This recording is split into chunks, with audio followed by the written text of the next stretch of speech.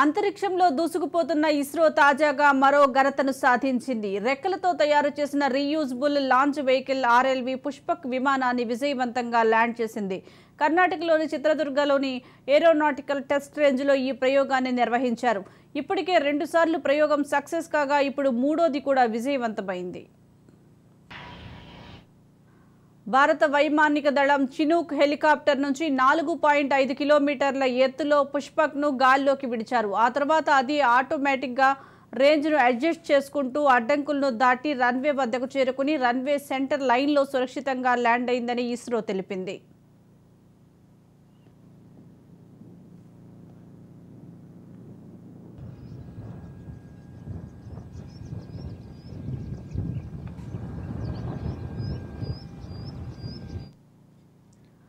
Land సమయంలో గంటకు 320 కిలోమీటర్ల కంటే ఎక్కువగా వేగంతో ఉండగా బ్రేక్, పారాచూట్, ల్యాండింగ్ గేర్ బ్రేక్లు, నోస్ వీల్ స్టీరింగ్ని ఉపయోగించి దాదాపు గంటకు 100 కిలోమీటర్లు వెళ్లేటట్లుగా తగ్గించారు. రీయూజబుల్ లాంచ్ వెహికల్ తయారీ భారతదేశ చరిత్రలోనే మరో మైలురాయిగా నిలుస్తుందని ఇస్రో పేర్కొంది.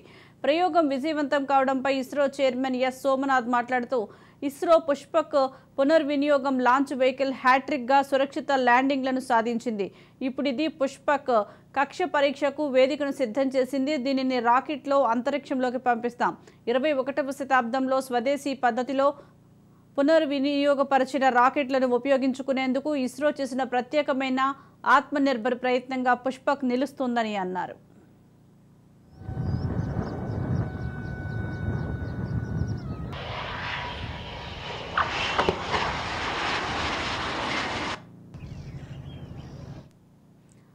ఈ విమానంలో radar, altimeter, flush air data system, pseudolite system, navigation system వంటి అత్యాధునిక సెన్సార్లు ఉన్నాయి. ముఖ్యంగా ఆర్ఎల్వి LEX-03 మిషన్ దాని పాత LEX-02 మాదిరిగా రెక్కల శరీరం, విమాన వ్యవస్థలను ఎలాంటి మార్పు లేకుండా తిరిగి ఉపయోగించారు. దీంతో బహుళ ఆపరేషన్లను నిర్వహించనున్నారు.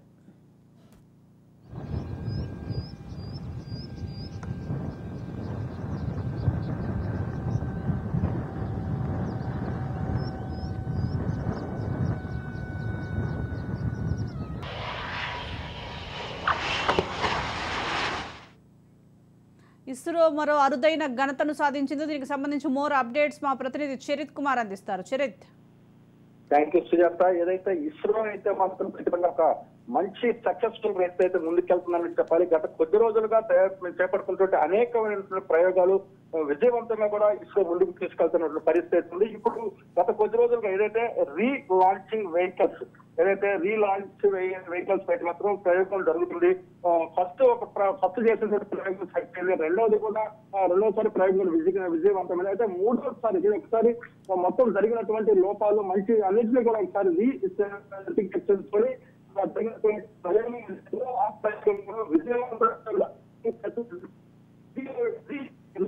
లాంచ్ వెహికల్స్ ప్రయోగం ఏదైతే ఇది సక్సెస్ఫుల్ గా జరగడము అంటే ఈ ల్యాండింగ్ ఎక్స్పెరిమెంట్ ఇదైతే మాత్రం కూడా పూర్తిగా సక్సెస్ చెప్పాలి. ఖచ్చితంగా ఇస్రోటువంటి RLV-LX డ్రైవ్ ఏదైతే ఉందో ఇది విజయవంతం అవడంతో ఇస్రో శాస్త్రవేత్తలు ఆనందం వ్యక్తం చేస్తున్నారు. కర్ణాటకలోని చిత్రదుర్గంలోని ఏరోనాటికల్ టెస్ట్ రేంజ్ లో అయితే ఈ ప్రయోగం జరిగినటువంటి పరిస్థితి.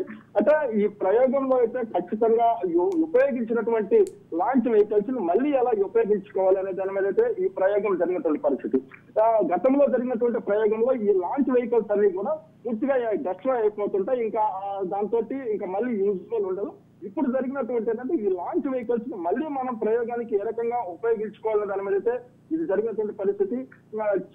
చినూక్ హెలికాప్టర్ నుండి 450 కిలోమీటర్ల ఎత్తులో గాల్లోకి పుష్పక్ ఆటోమేటిక్ రేంజ్ నుంచి అడ్జస్ట్ చేసుకుంటూ వెళ్ళినటువంటి పుష్పక్ రన్వే వద్దకు వచ్చేసరికి రన్వేలో నుంచి రన్వే సెంటర్ లైన్ సురక్షితమైన ల్యాండింగ్ అంటే ఇక్కడ సెంటర్ లైన్ లోనే సురక్షితమైన ల్యాండింగ్ అవ్వాలి.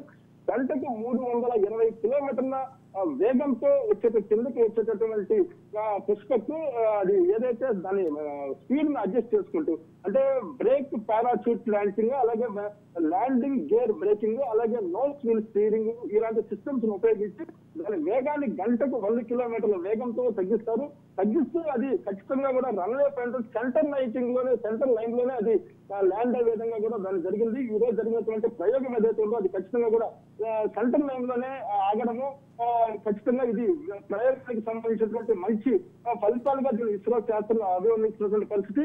ఆర్వీఎల్ తయారీ భారతదేశ చరిత్రలో మరో మైలురాయిగా నిలిచిందని చెప్పాలి. అంటే భారతదేశ చరిత్రనే కాదు, ఈ ప్రపంచంలోనే ఈ రోజు ఇస్రో చెప్పాలి. ఏదైతే రీలాంచ్ వెహికల్ ప్రయోగం ఉందో ఇది ఖచ్చితంగా ఈ రోజు ఫలితాలను అయితే ఇస్తుందని చెప్పాలి. జరిగినటువంటి ఈ ప్రయోగం దిశగా కూడా మరికొన్ని ప్రయోగాలు ఇస్రో శాస్త్రవేత్తలు చేస్తామంటూ కూడా ఇస్రో శాస్త్రం తెలియజేస్తున్న పరిస్థితి. ఆర్వీఎల్ ఏఆర్ఎక్స్ డ్రైవ్ అనేది 100% సక్సెస్ కావడంతో మూడో ప్రయోగం కూడా దీనికి సంబంధించిన విజయవంతం కావడంతో రేపు జరగబోయేటటువంటి ప్రయోగాలన్నింటిలో కూడా ఇది మంచి ఉపయోగంగా ఉంటుంది. ఖచ్చితంగా కూడా ఇది ఆర్థిక పరమైనటువంటి పురోగతిని కూడా ఇస్రో సాధించినటువంటి పరిస్థితి అనేది ఉంటుంది. అంటే ఉపయోగించినటువంటి లాంచ్ వెహికల్ ఏదైతే మళ్ళీ రావడానికి ఖచ్చితంగా శుభపరిణామంగా కూడా భావించాల్సిన పరిస్థితి. Right, thank you Charith.